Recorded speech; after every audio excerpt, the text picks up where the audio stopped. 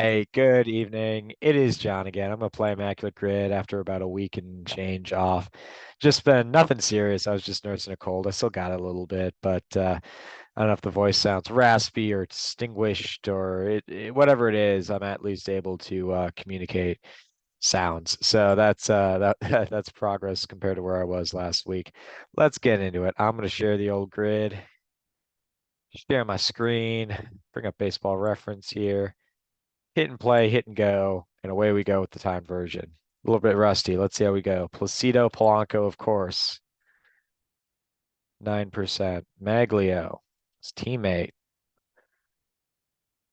oh, later teams. Verlander seems like he'll be obvious. Same with Cabrera.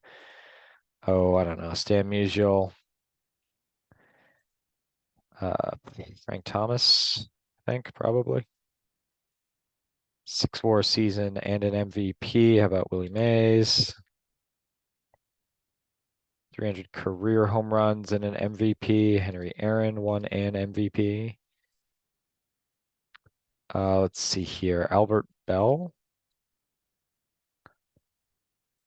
That's interesting. And let's go Pujols here.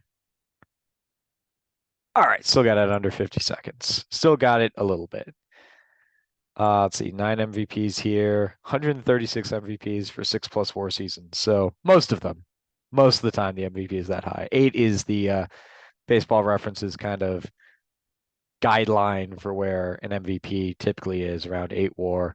I know last year Freeman, or excuse me, Betts and Acuna were both in the 8.5, 8.3 to 8.5 territory, I think, just as a frame of reference. Shohei has consistently been in the 9 to 10 range in his various MVP campaigns. And I mean, Judge was like 10.6, I think, the year he hit 62 home runs. So it's 6 WAR is like I'm trying to think of a good six. I think Robin Yount's second MVP season in 1989 was just over 6 WAR. Really, Saberhagen probably should have won that one. It was either just over six or just under six. It was right around there. So don't play that one because it might might be just off like I was with Six Lascano that one time. Oh, the Yount will work because his 82 MVP season was like 10 WAR. All right, I'm gonna stop sharing and I'm gonna reshare. And I've got incognito mode. Let's play. Let's go. I know how to play. All right. So let's see. A Cardinal. How obscure can we get with a Cardinal 6 WAR season?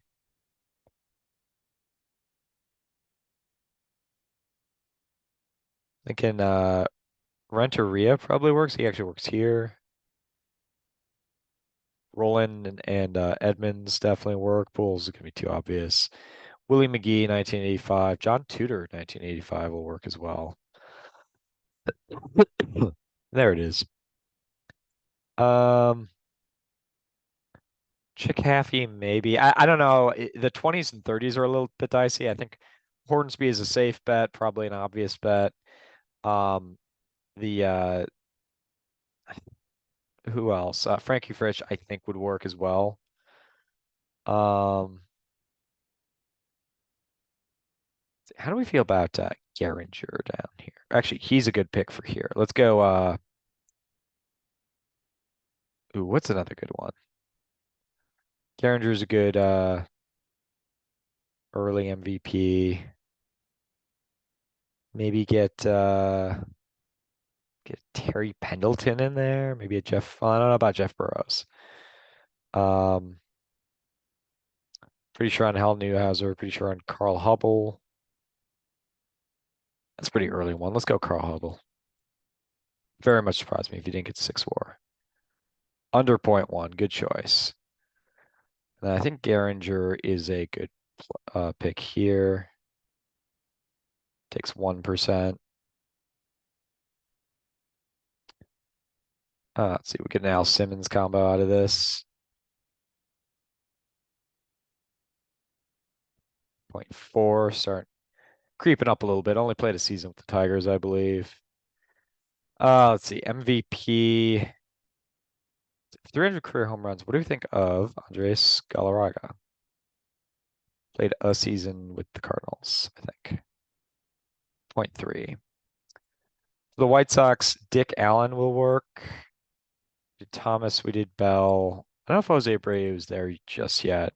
Carlton Fisk will work. Harold Baines will work. I wrote about this in my book, but I thought it was pretty cool that Harold Baines was the all-time leader in home runs for the White Sox when he left. The White Sox retired his number when he was traded, that is, to the Rangers for Sammy Sosa. He comes back as visiting player. His number is retired as part of the pregame festivities. He then comes back to the White Sox after a couple stints with Oakland and Baltimore, and he actually hops back and forth between Chicago and Baltimore. But he comes back. In between, he had lost his all-time home run king claim to Carlton Fisk, who I just mentioned. He gains it back, I believe, during the 96 season, and then Frank Thomas passes him for good. I thought that was a cool like little sequence that he gained back his home run crown with a team that had already retired his number. It's pretty neat. I thought it's cool. Anyway, let's see. MVP, 300 homer season. It's got to be, or excuse me, 300 homers for a career. That'd be a good season, but 300 for a career, winning an MVP. Um, Anyone just above 300 would be good. Braun will work. Um, Chipper Jones, Jeff Bagwell. There's a lot of choices.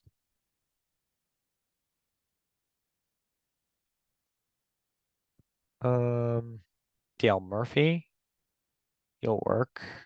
Won 2 MVPs. Uh, Cepeda will work. Bench will work. Ernie Banks will work. I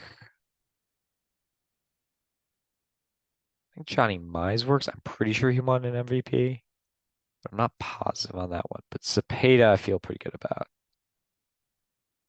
He also would have worked up here. Point 0.4. All right. Then any White Sox player. So a couple that you have are Sosa and Griffey, Tomey. Jermaine Dye, I think gets over 300.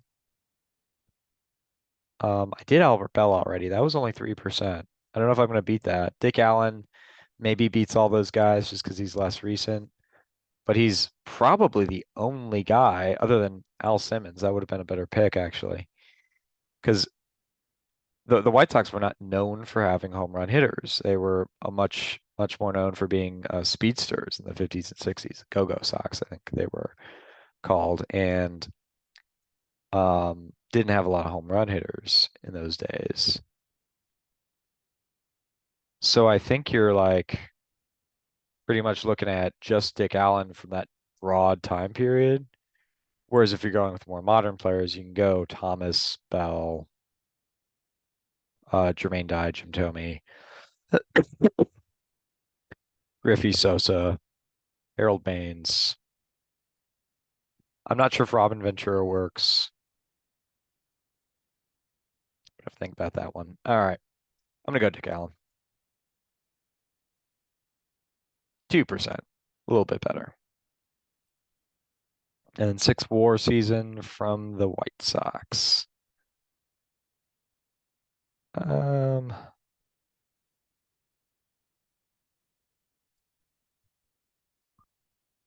let's see. Maybe get Luke Appling in there. 2%. I could have gone a little bit better than that, probably. All right. 6 WAR season over here. Let's go John Tudor. Sub 1. And I know I've played Fernando Vina before and he gets like 4%.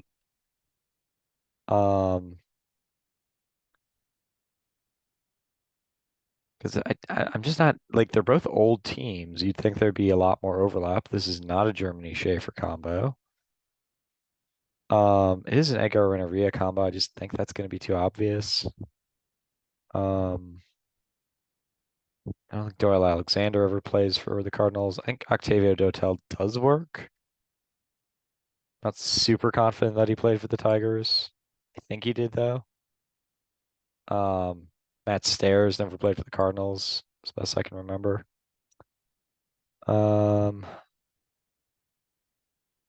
but Vina gets like 4%, which just means there's not a lot of really good ones out there. And I'm thinking Rarity is going to be higher. Um,